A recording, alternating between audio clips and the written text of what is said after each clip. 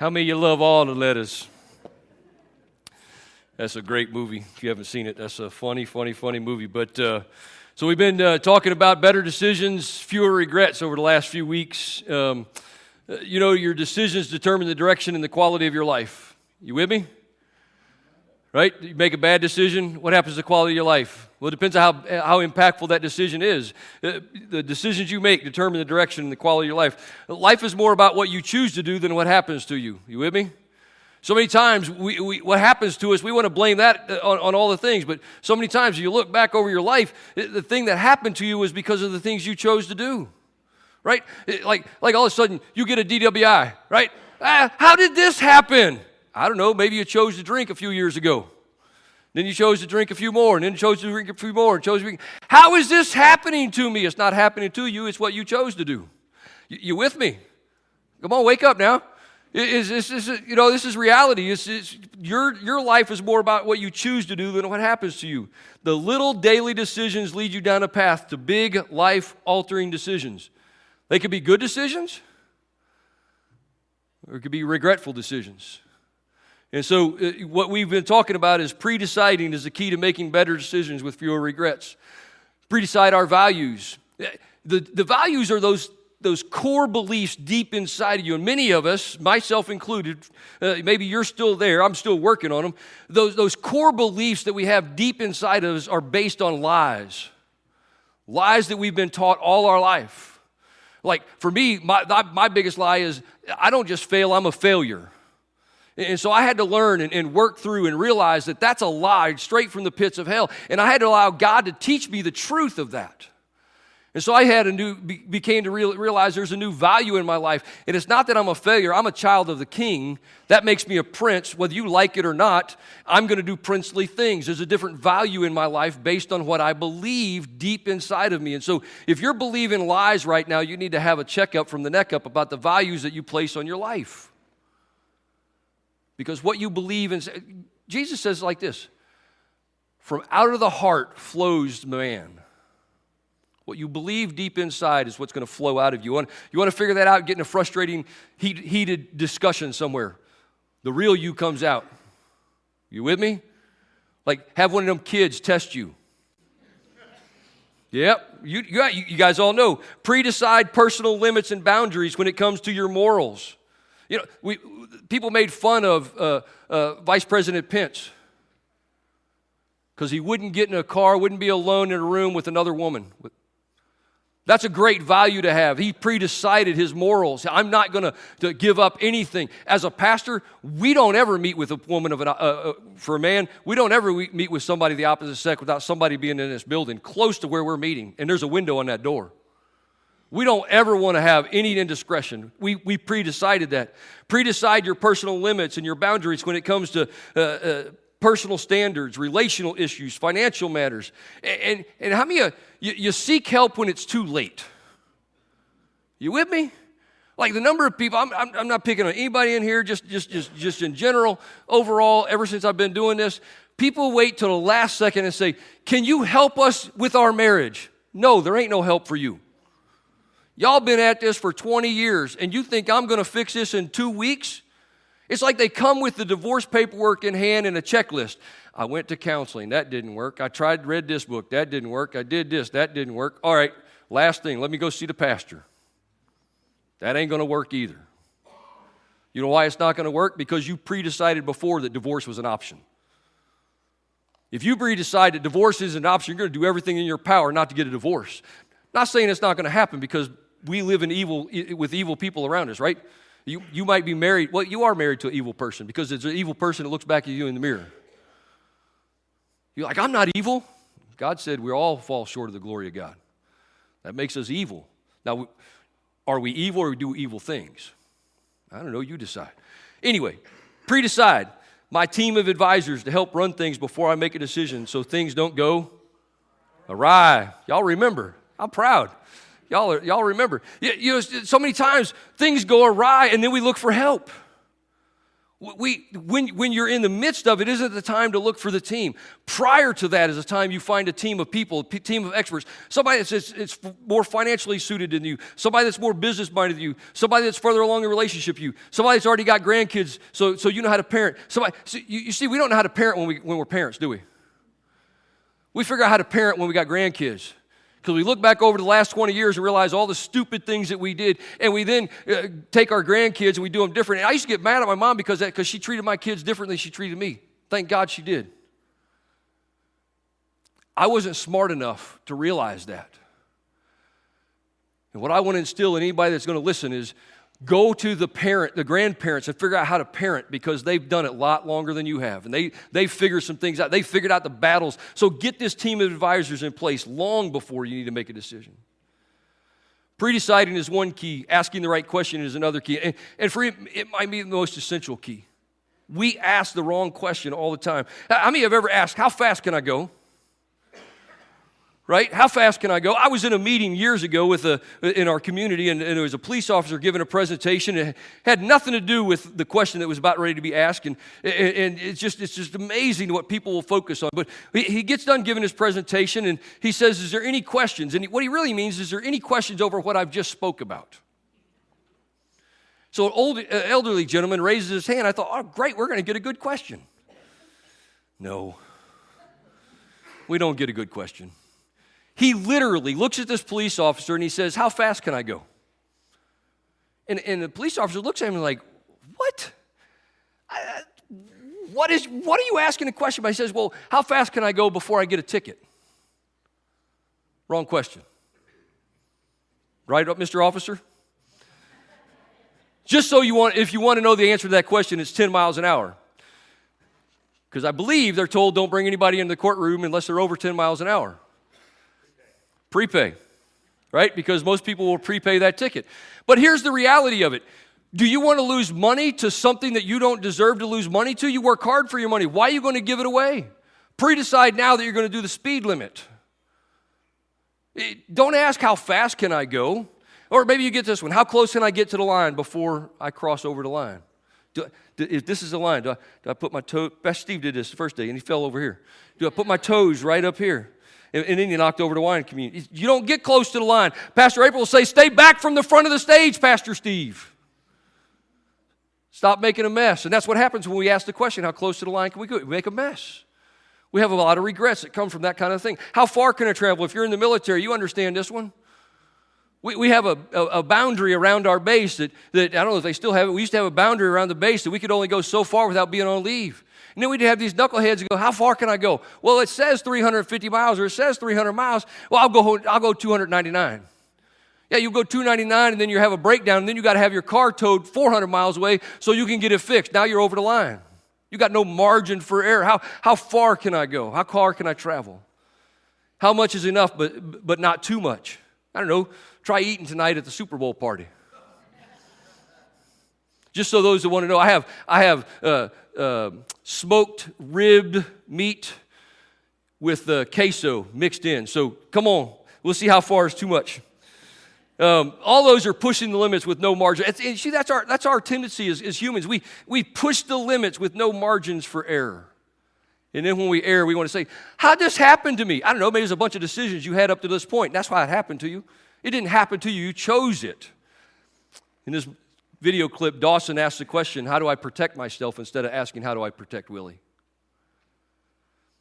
I actually had to go back and watch the movie. It's been so long since I've seen it. And there's some other points in that video where there was a lot of indicators that at some point he was going to make a wrong decision.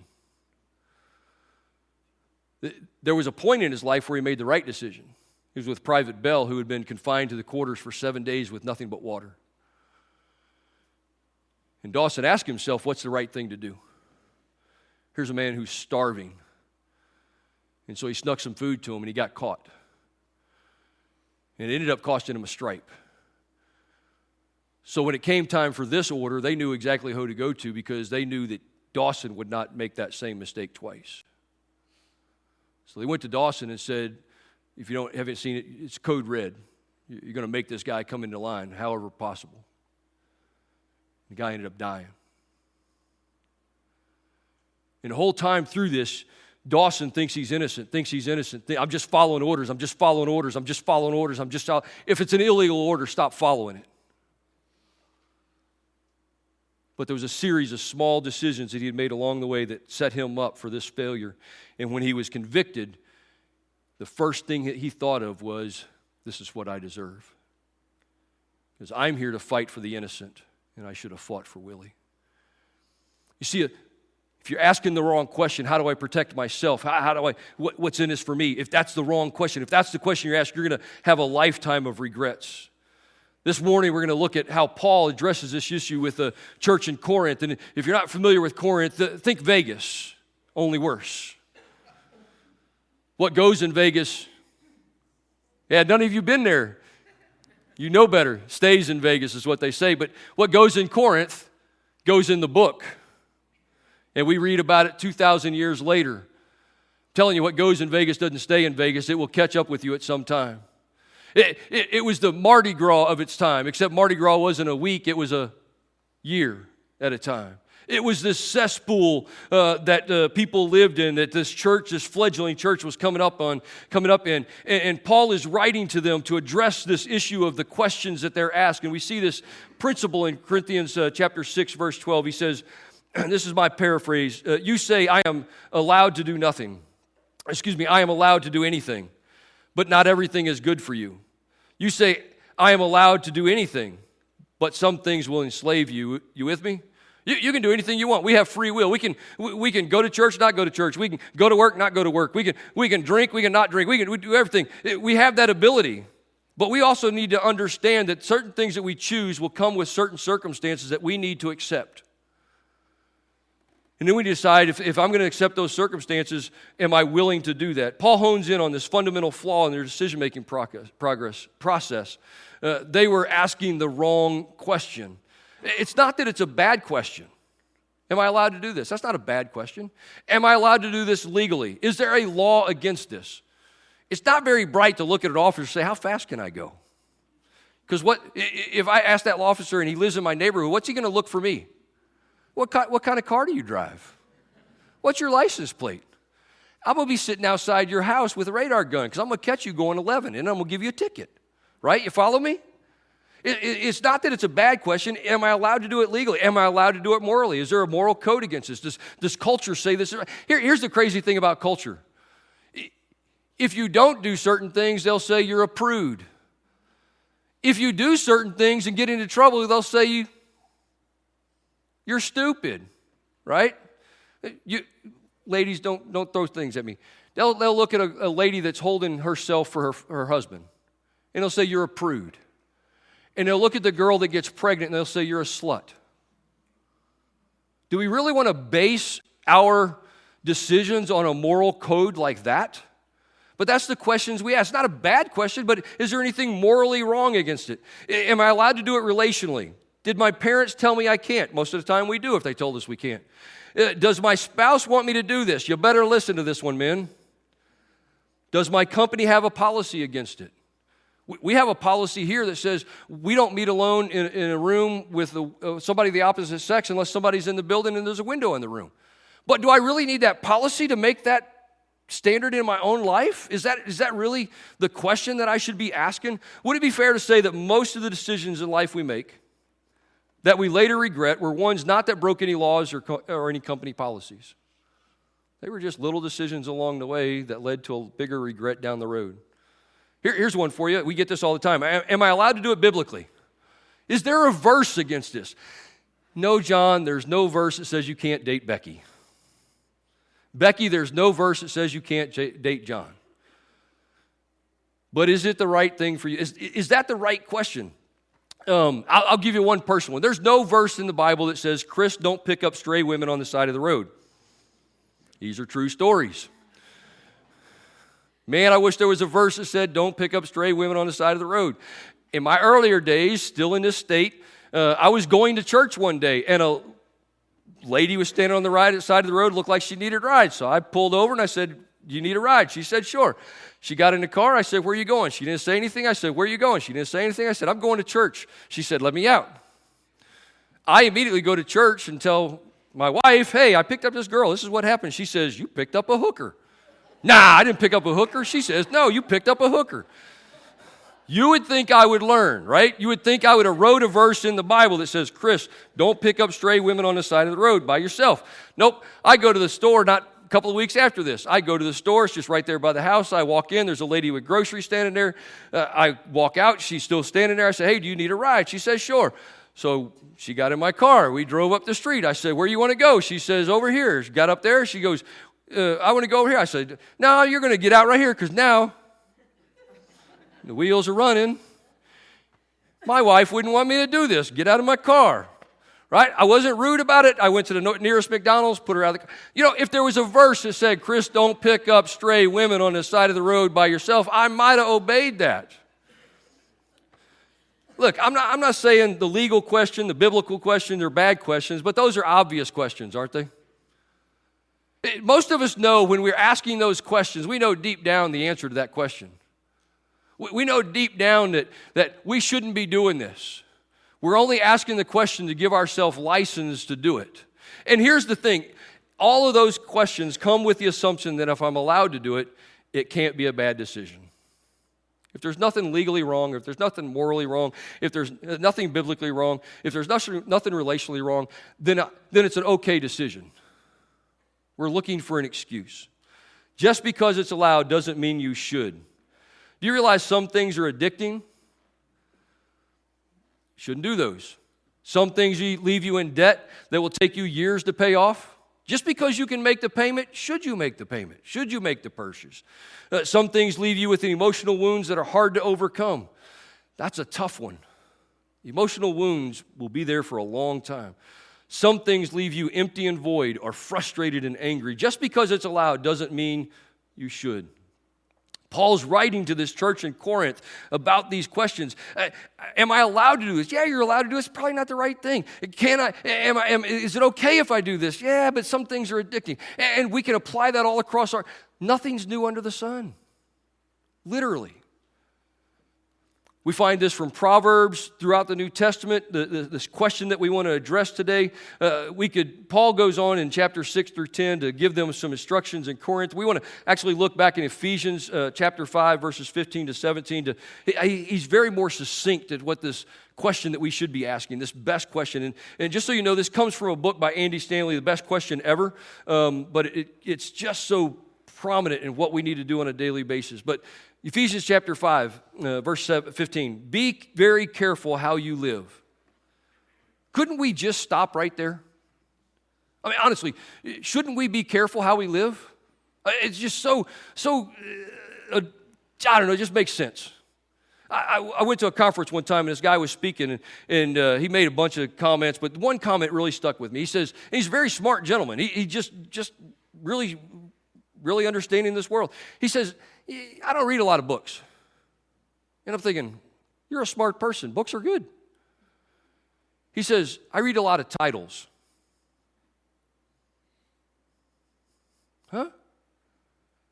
He says, take for example, boundaries. What's the first thing that comes to your mind when you read the title Boundaries? Well, I probably need some. So why do you need to read the book?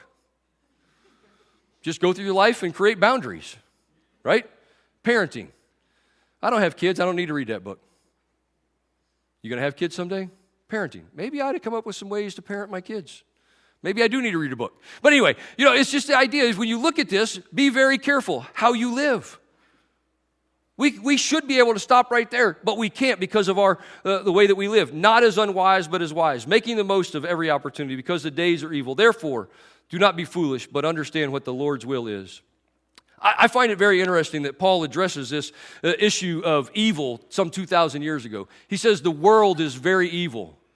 It was almost like he had prophetic utterance, and he looked into our world 2,000 years later, and he said, hey, be careful how you live. Live as wise, not unwise, because the world that you live in is pure evil. How many of you watch the news this morning? I don't watch the news. You want to know why I don't watch the news? Because it's depressing. You know why I don't watch the news? Because it's the same thing day in and day out. You know what it talks about? Here's what it talks about. Somebody was shot. Somebody was raped. Somebody charged with a crime. We live in evil times. When you look at the statistics of failed marriages, teen sexual activity, child abuse, suicide rates, crime rates, the number of criminals running wild and so on, we don't want to be a part of those statistics, do we? But here's the reality of where we live. The people that are setting the bar for those statistics are so deep in the cesspool they can't even understand what they're doing. Let me just give you an example. How many of you know that pornography is not art? Just by show of hands, pornography is not art. Would you say pornography is not art? Then why in our public schools do they say pornography is art and put it in our school libraries? Now, you think I'm joking, but I'm dead serious. The standard for pornography has sunk so low that we call it art and we put it in the hands of our elementary school kids. And then we wonder why we have teenage pregnancies. We wonder why we have homes without fathers. We wonder why we have all these single mothers. We wonder why we have all these problems in this world. Because the cesspool and the people that are setting the bar are so low, we should be so far away from it that we never even get close to it. And yet we ask, well, how far to the line can I go? And that's how this stuff ends up in our schools and in our homes and in everywhere else. You know the things. What is it that you struggle with? Back away from it. Don't even get close to it. Here's the reality. God has not called us to live at a level of what is permissible. God never called us to that level. God has never called us to the level of asking what is legal. God has never called us to live at the level of what is culturally normal. Asking how close can I get to the immorality without crossing the line? How close can I get to sin without sinning? How fast can I go without getting a ticket? Those are all not the way that God has invited us to live. That's the way the world wants us to live. But God is not about that. So the question that we need to ask is found in that verse. What is the wise thing for me to do? What is it that I can do? You know what's wise for you and what's wise for me might be different. But they might be both permissible and allowable, but what's wise for you and what's wise for me could be totally different. Let me just give you an example from my own life. My mom, basically a single mom. I had a stepfather, but she didn't work. She stayed home. She tried to work a couple of times, didn't work out. My stepfather could care less about us, so everything that my mom bought us had to go on a credit card. Everything. A lot of times, groceries went on a credit card. You know what I learned growing up? Use a credit card. You know what's wise for you? Might be to have a credit card because you have good financial abilities. You know what's wise for me? Stay away from credit cards. You know why? Because I run them up. You know why I run them up? Because I'm predisposed to that. There's something about my past. There's something about how I live that doesn't allow me that. So what's wise for you and what's wise for me may not be the same. We're called to a different standard. A level of wisdom not only ensures better decision making, but it also sets up to have a margin we need to avoid the things that we regret. I can remember early in my life, early in our marriage financially, we would always ask this question financially. Can we afford the payment? Man, that's the wrong question to ask. Why is that the wrong question to ask? Because you can afford this payment, and then you can afford this payment, and then you can afford this payment, and then you can afford this payment, and then you miss a payment, and you can't afford any of them. You with me? Was getting a credit card or getting credit bad? No. But getting credit after credit after credit after credit after credit was bad. And then we asked this question, how did this happen to me? Didn't happen to you, you chose it. You just chose it succinctly a little bit along the way. If you think back through the biggest regrets that in your life, they were produced by a series of unwise decisions. And so you have to go back, and this is based on this question. Based on my past experience, what's the wise thing for me to do? Based on your past experience, what's the wise thing for you to do? Why? Because you're predisposed to what other people might not do. If you grew up in an alcoholic home, what are you predisposed to do? Drink alcohol. If you were predisposed, grew up in a life that screamed and hollered all the time, what are you predisposed to do? Scream and holler all the time. If you grew up in a household that did whatever, you're predisposed to that. You're already so far down the line. I'll finish this in a minute, but I'll just give you a little bit of me. I didn't grow up in an alcoholic home. There was no alcohol in my home that I grew up in. But I am predisposed to alcohol because my father's an alcoholic. His father's an alcoholic, and his father's an alcoholic. So I got three, I'm the fourth generation. 3 of the 4 generations are predisposed to alcoholism. What do you think I'm predisposed, even though I was never around it?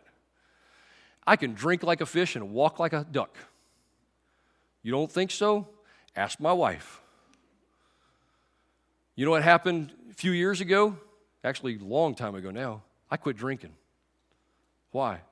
Because I didn't want to be predisposed to that anymore. 2 years or 3 years into our marriage, I told her, I said, I'm done. Not taking another drink. And I didn't. Not another drink. Now, we'll get back to that later. Maybe there's a long history of family reunions ending up with you and your wife getting in an argument because of how things go when you're around your family. Anybody like that? Move 1,000 miles away. That's what we did. Maybe you come from a dysfunctional environment. My anger ran deep in my family, so the wisest thing for me to do is go get help. I never went and got help. Got help now. What's your history of finances, relationship, mental stability, physical fitness? All of those things that are in your past predispose you to choices in the future, today and in the future. And so you have to ask the question, based on your past experience, what's the wise thing for you to do? And your choice and my choice might be totally different. If you literally are an alcoholic, you probably don't want to go to a bar. If you are a drug addict, you probably don't want to go to the corner where you always bought your drugs. If you're a womanizer, you probably don't want to be in a room with another woman by yourself. You just look at your past and you figure out what you fall to, and you set boundaries so you don't put yourself in those positions. Stop asking how this happened to you. It happened because you made the choice, literally. And then based on your current situation, what's the wise thing for you? Situations change. Current situations change. There was a time when me and Kelly had no kids. And then poof, one day we had a son. I'm like, where'd you come from? And then poof, another day we had a daughter. And I'm like, if she came first, you wouldn't be here, that's for sure. But you have these stages. Ask her, she'll tell you. She's right back there. There's these stages in life, and I tell Ashley this all the time lovingly. I love my daughter. She is straightforward, hard-headed.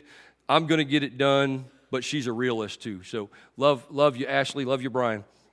But you have these stages of life: no kids, kids, grandkids. You have to understand in the stage of life that you're in what you should choose. If you got little kids, if you got kids under the age of 5, you probably shouldn't be working on your handicap and your golf game. It's not going to help your marriage much. It's definitely not going to help your relationship with your kids much. If you've got kids in the house at all, you probably shouldn't have a man cave, a she shed, or a gaming room. Yes, I said that. I love my family enough, I want to be around them and not around something else. I have hobbies, and I'll go out in my garage and I'll do stuff when it's clean. But the majority of my time is spent with my wife and my granddaughters and my kids. That's what I want to be. That's going to set me up for success. I don't want to be by myself somewhere in this place. Right now, if you're doing the Dave Ramsey plan, paying off your credit cards, is it going to go well for you if you go to the mall? Or if you go window shop for the cars? Or if you go drive down the street with nothing else to do? What happens when we don't have anything to do? We usually spend money or get in trouble, right? And so if you're on the Dave Ramsey plan, then stay on the Dave Ramsey plan. Perhaps you've just come off a divorce or a bad break in a relationship. Is right now the right time to jump back into the dating scene? Rebound relationships fail. You know why they fail? Because they're rebound relationships. Now, I'm not saying if you've been separated for 2 years or 3 years or whatever, there's that time. You know what they say? Anytime something happens in your life, like a death in the family, a breakup in a relationship, or any significant event in a relationship, you know what they say? Don't change anything for a year. You know why they say don't change anything for a year? So you don't make stupid decisions. It's reality. Talk to somebody that's been down that path and made that decision. They'll tell you, don't make a decision don't make any changes in the first year. Here's one we all understand. Somebody made you mad. What's the first thing we do? I'm going to get even with you.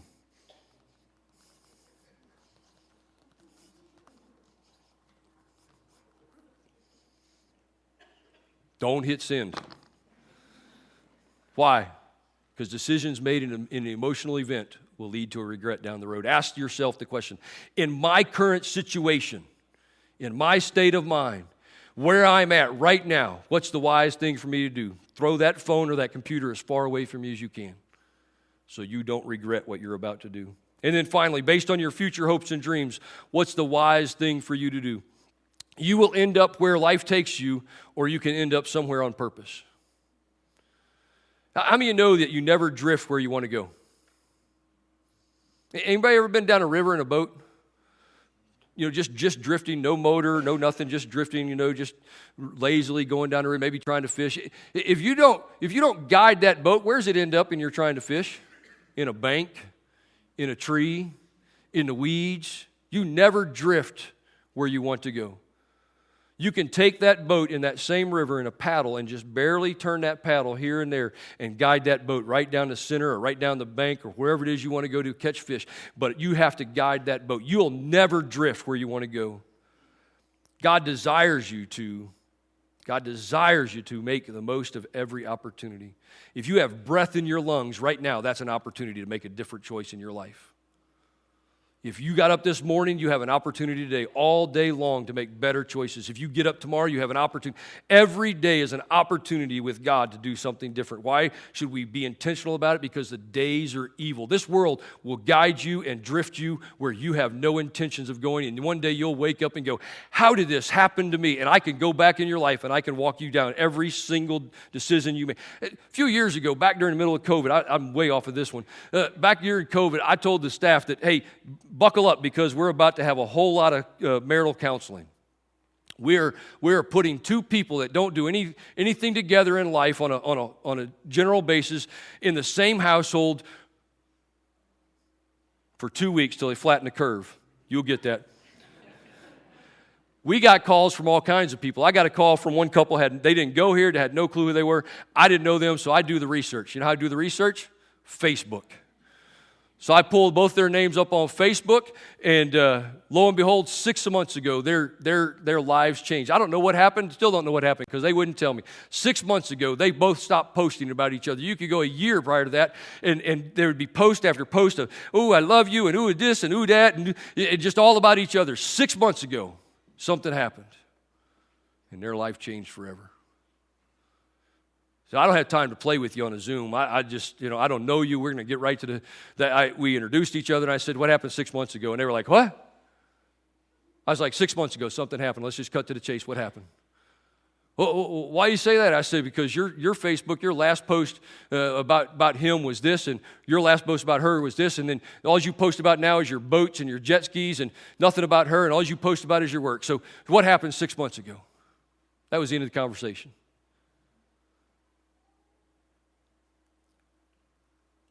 The decisions you make today will determine your hopes and dreams tomorrow. So how you decide to live today makes all the difference in the world. So I got two things I'm going to finish with. I want to go back to where I left off. I decided in third year of our marriage, I was done drinking. Now I want to fast forward. I want to talk to you about how you can change your history. And I want to talk to you about how your circumstances change, your current circumstances. So that would have been around 86, 87. I quit drinking. Fast forward to 2004. I'm getting ready to retire from the military. And one day we go to, it was in June 8th of 2004. You can ask me how I know that. Actually 2003, June 8th of 2003. That was our anniversary. We go to a movie. I had a headache. I took an ibuprofen. I sat through the whole movie thinking I had popcorn stuck. Actually had an allergic reaction to the ibuprofen. Long story short, within 2 weeks, I was allergic to every over-the-counter drug there is. Ibuprofen, aspirin, Tylenol, everything. I can't, and you don't realize what's in that. You can't take a cough medicine at this point because it has one of those ingredients in it. I look like Hitch, literally. I live on Benadryl and an EpiPen, literally these days. And so I told Kelly, I said, I don't know what to do because the alternatives, they wanted to give me narcotics. And I'm predisposed to addictions, right? It's in my DNA. I'm predisposed to this. And I'm not taking any narcotics. That's just not in my repertoire. I just not into it. And so I came home and I said, I don't know what to do because I get these headaches all the time. I'm under a lot of stress. And I said, here's what I want to do. And I said, you can stop me at any point, and I'll give it all in your hands. I said, I'm going to go buy a bottle of bourbon, and when I have a headache, I'm going to go take a shot of bourbon, and I'm going to go lay down. And I'm just going to give the alcohol time to relax my muscles and just do what God says it will do in the right terms. Alcohol is medicinal. And so I said, I just need some medicine that I can take. And so, and I told her, I said, if at any time I abuse this, you can walk away. You can just walk away. I just give you permission, just walk away. And so that was 2004. Here we are in, 2024. So 20 years later, I have a house full of alcohol that I use for medicinal purposes mainly, but I do not abuse at all. You can change your past by making little decisions along the way and create a new past for you. You want to know why I don't abuse alcohol? Because I love my family. And I want to see the future generations to come. In the same sense, this mother in Proverbs chapter 31 is writing to her son who is going to be a future king. She says this in Proverbs 31. She says, Lemuel, it is not for kings. It is not for kings to drink wine, nor for rulers to crave beer. It is lest they drink and forget what has been decreed, and deprive all the oppressed of their rights. Let beer be for the funerals, wine for those who want to forget. Let them drink and forget their poverty and remember their misery no more. What's his mom saying? What is she saying to Lemuel? It's not about whether or not alcohol is legal. Alcohol is legal. And even the Bible, Paul tells Timothy, take a little wine for your stomach. It is medicinal. I'm not justifying my drink, because this could go with anything. Anything you choose. It's not about whether there's a verse or not a verse about drinking or not drinking, but rather you are in line to be the king someday. That's the future that awaits you. What kind of king do you want to be? You see, for me, years ago, I decided, and I didn't make all the decisions right, but I knew that I grew up in a broken home. And I knew alcohol was a major contributor to that. There's a lot more that goes into it, but alcohol was a major contributor. And it wasn't the alcohol, it was the abuse of the alcohol. But I decided early on that I don't want that legacy. And so I set it down. And I walked away from it. And I never craved it. There are other things that I crave. I quit dipping. That craving lasted for 3 years.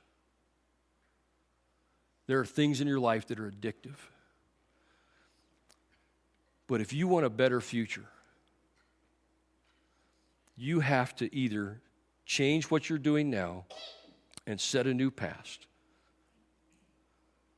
so that you can reach the goals and the dreams that you have, or you just have to accept the fact that you're going to get what life gives you and nothing more. And so as we wrap up this series, here's some things for you to think about. God has not called us to live at the level of what culture says is allowed, but rather to live a guided life by what is wise. If you'll dedicate yourself to getting your values in line with what God values today, if you'll dedicate to presetting limits and boundaries to give you the margin you need to avoid making decisions in the moment where emotions and temptations can convince us to make bad decisions, if you'll dedicate yourself to gathering a team of people around you to walk with you and help you make better decisions, and if you'll dedicate yourself to asking yourself these questions based on my past experience, based on my present situation, and based on my future hopes and dreams, what is the wisest thing for me to do? If you do these things, you will make better decisions and experience a life of fewer regrets. Perhaps even a life with not even one letter of regret. Father, we love you and we praise you. We thank you for your grace and your mercy. We thank you so much that that grace covers all of our unwise decisions. But Father, could we just stop presuming upon that grace and your forgiveness and choose to make wiser decisions so that we're far away from the margins, that we're far away from the line, that when we do sin, we're nowhere near a regrettable decision. I pray this in Christ's name. Amen.